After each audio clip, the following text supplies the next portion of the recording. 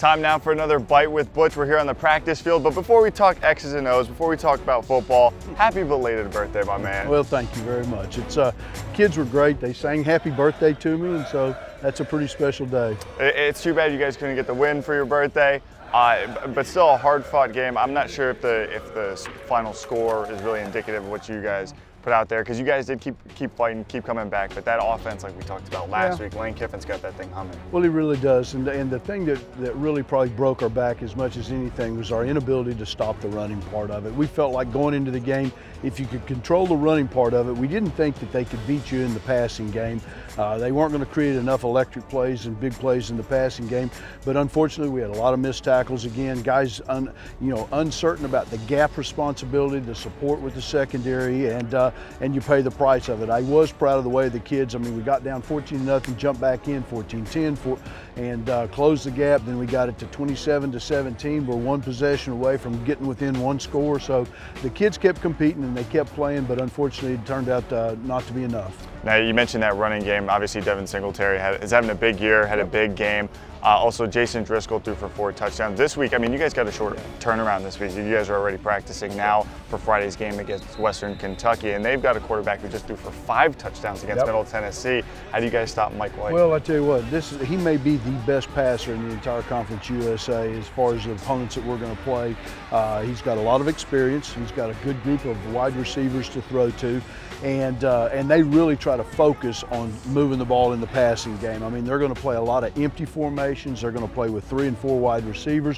So now it's a complete flip from the standpoint of, like, you're not facing a guy that's rushing for 1,800 yards and you got all the play action things.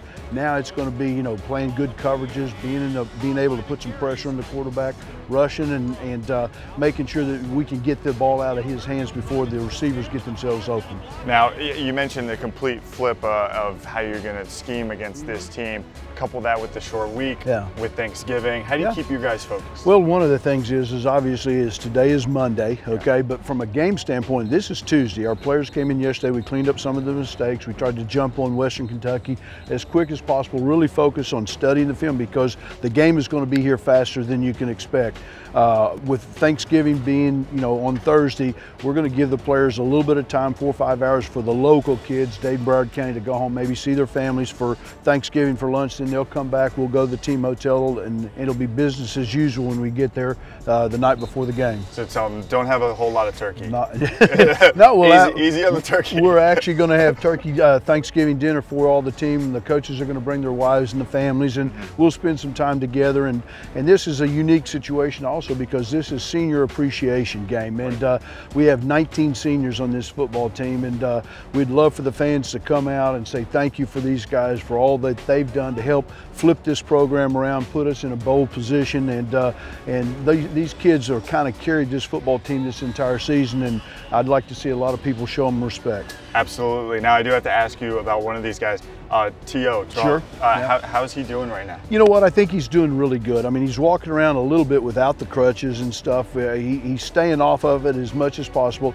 If there's a blessing in this, it was not a devastating, career-ending type of an injury. He did have a little bit of a separation, a scarring with one of his ACL, and and hopefully there's a little bit of a unique possibility that he might make it back for the bowl game. I know he really would like to be able to do that, and a lot of it is how quickly he can do.